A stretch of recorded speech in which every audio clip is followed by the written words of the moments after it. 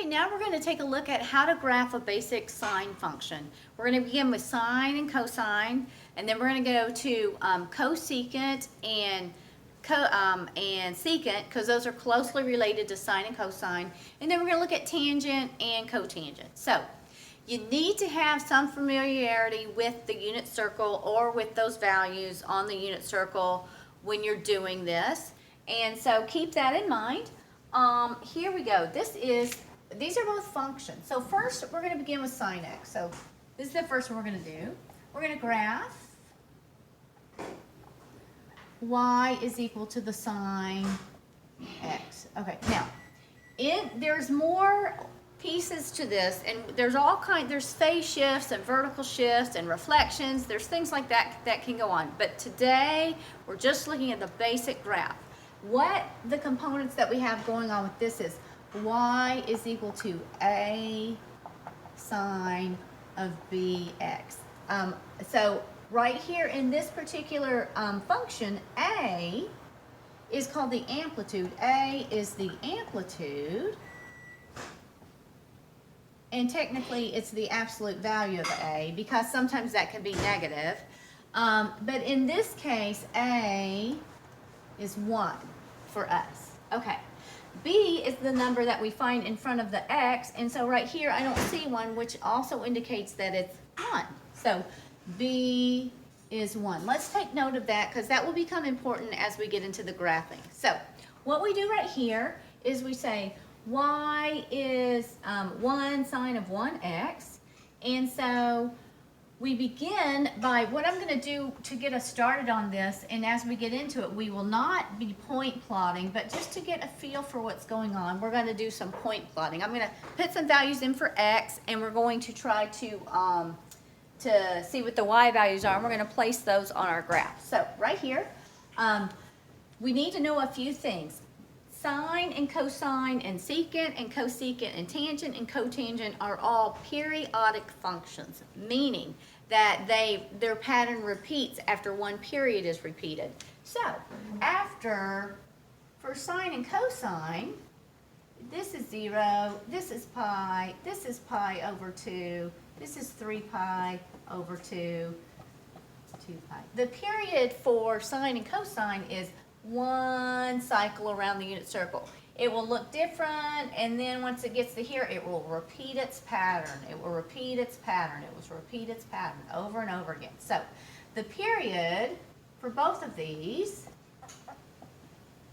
is 2 pi. All right, so when we begin to graph, here is a good idea of things to put in here. You want to take the period of the function. So since it's sine, we know the period is 2 pi, and we want to divide that by 4. Divide the period by 4, and that gives us a very nice spacing. This is not, you don't have to do it this way. It's defined for every value. The domain of these functions is every real number, but these are nice places to put the values in because they land on whole number values. That's why I chose those. So let's start at 0 right here on the unit circle, and then let's jump up to pi over 2, and then let's go another pi over 2 to pi, and then let's go over here to 3 pi over 2, and then let's go over here, we'll repeat to 2 pi. So since this is the value we started with, we should see the same value at 2 pi that we do up here at 0. All right, if you will recall with me, this is the unit circle, and so let's just say what these coordinates are for this point. The coordinate for this point is 1, 0. The coordinate for this point on the y-axis is 0, 1. The coordinate for this point is -1, 0, and for this point is 0, -1. Okay, so now also please recall with me that the x-coordinate is what we associate with the cosine, and the y-coordinate is what we associate with the sine. So if we're at 0, the angle 0, the sine is 0. If we're at pi over 2, the sine, which is the y-coordinate, is 1. If we're at pi, the sine is 0. If we're at 3 pi over 2, the sine is -1. if we're at 2 pi, the sine is 0. So we're going to graph these on our grid. So this is my x-axis and this is my y-axis. And so what I'm going to do is split my x-axis up according to this spacing. And recall, this spacing came from taking the period divided by 4. That's a good spacing. So this is going to be angle 0 right here at the x, y origin right there. And then we're going to space it out. This is going to be pi over 2. And I like to draw it down here so it doesn't interfere with my graph. And then I go another pi over 2, which is pi. And then I go another pi over 2, which is 3 pi over 2. And then I go another pi over 2, which is 2 pi. And that completes one cycle. But we're going to do more than one period. I'm going to do another period this way and another period backwards. So I'm just planning for that. I'm going to go out 1, 2, 3, 4 more. This is going to be 5 pi over 2. This is going to be 3 pi. This is going to be 7 pi over 2. This is going to be 4 pi. 8 pi over 2 is 4 pi. Then I cannot go negative. It's fine. This will be 1, 2, 3, 4. You could just keep going. This will be negative pi over 2. This is negative pi, negative 3 pi over 2, negative 2 pi. All right, so let's go with this. I'm going to mark my y-axis. This is going to be 1, and this is going to be negative 1. All right. When x is 0, y is 0. Right here. 0, 0. When x is pi over 2, y is 1. So I'm up here. When x is pi, y is 0. So I'm right here. When x is 3 pi over 2, y is negative 1. So I'm down here. When x is 2 pi, I'm back here at 0. And so this is one cycle.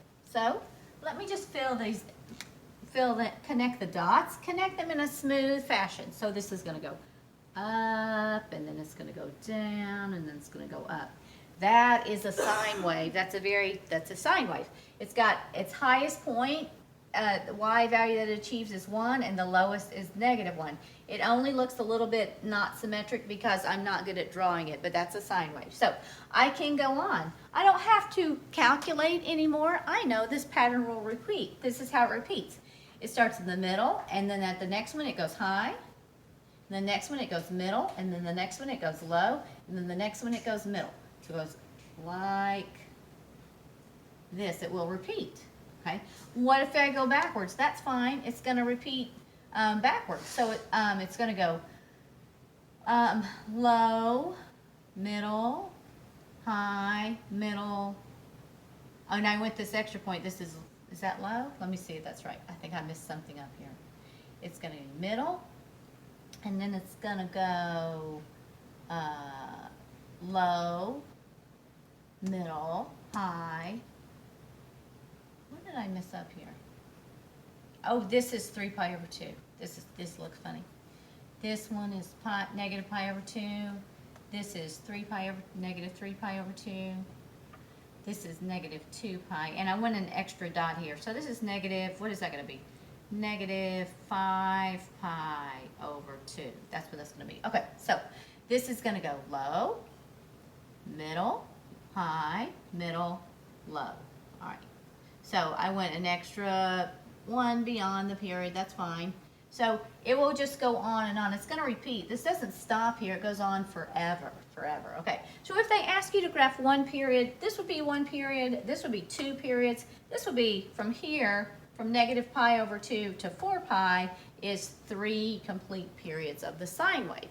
Notice, this is something to take notice of, the sine wave starts in the middle, and then it goes high, middle, low, middle. So that's just something to take note of. Now I'm going to do the cosine. So I'll try to leave that one right there, and we'll look at the cosine so you can compare them. Let's see. Now we're going to graph y is equal to the cosine of x, and I'll put some values in here. And we're going to still leave the unit circle on there so we can figure this out, but this will be the cosine. All right? The cosine of x And we're going to graph him. We're going to graph him right here in this space.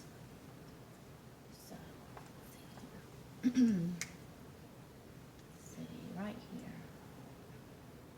I'll try to keep it in line. So here, here, here, here, here, here, here, here, here, here.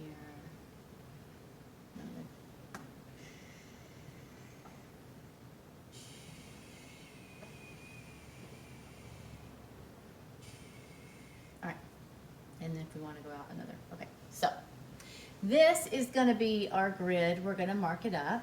Okay, so how would we begin to mark up the cosine graph? What if they give you that? Well, you begin with this. You say, hey, what is the period of a cosine? It is the same. For cosine and sine, it's 2 pi. That means you got to go all the way around one cycle before you start seeing something different on the curve. Then it will repeat its pattern. So the period is 2 pi. Then you say, well, what is the spacing? The spacing is going to be the period divided by 4. So 2 pi divided by 4 is pi over 2. So sine and cosine have the same spacing. So we will begin at 0 and we split it up like this. So I'm going to choose the same values, but this time we're looking at cosine. So I'm looking at the angle 0. What is the cosine of angle 0? That's the x value, which is a 1. At pi over 2, what is the cosine of pi over 2? That is the x value, it is a 0. At pi, what is the x value? It is negative 1. 3 pi over 2, the x value is 0. 2 pi, the x value is 1. So we can plot these points on our cosine wave. So I have the same axis, and again, I didn't go over this, let me do this real quick. Y is cosine x, is a cosine of bx. This is what we're looking at, but we have this.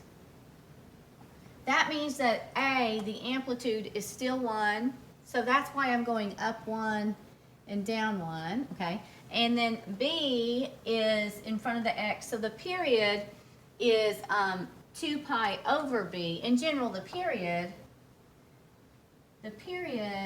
is 2 pi divided by B, but since B was 1, we knew the period was 2 pi in this case. So that will change as we do more and more of these, but this is the basic graph where nothing's being altered. Okay, so here's my points.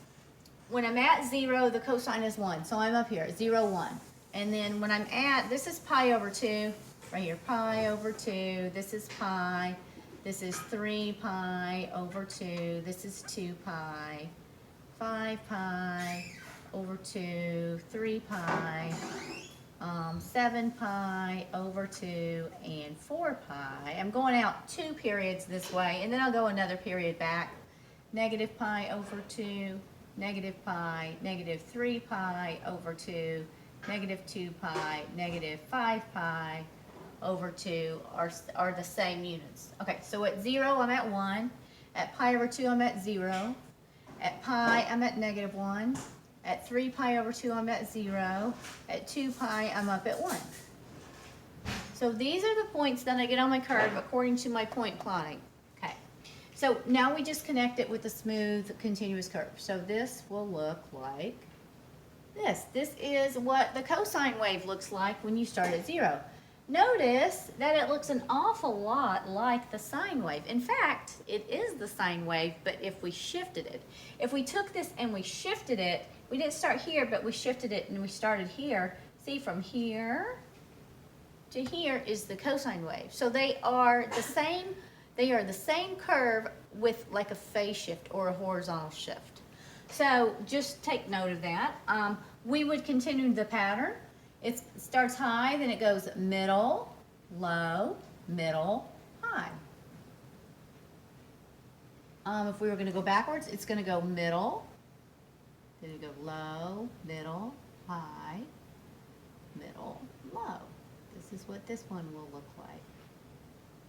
All right, so did I stop that in there? Middle, high, middle, low. Okay. So that is our cosine curve. Let's see, that bothers me. Let me see. No. Oh, I was supposed to hit the height. That's what's wrong here. Middle. This is middle. I think that's where it's supposed to stop. Anyway, this is my cosine graph, and this is my sine wave. So this is cosine of x, and this is sine of x. And if we take just a couple of notes of the differences, what are some differences? The cosine wave starts high. You want to kind of stick that in your mind. It starts high. The sine wave starts at 0. It starts low. Both of these graphs have a period of 2 pi. That's the same. Both of them have, let's talk about domain and range. What's the domain for the sine wave? It's all real numbers from negative infinity to positive infinity.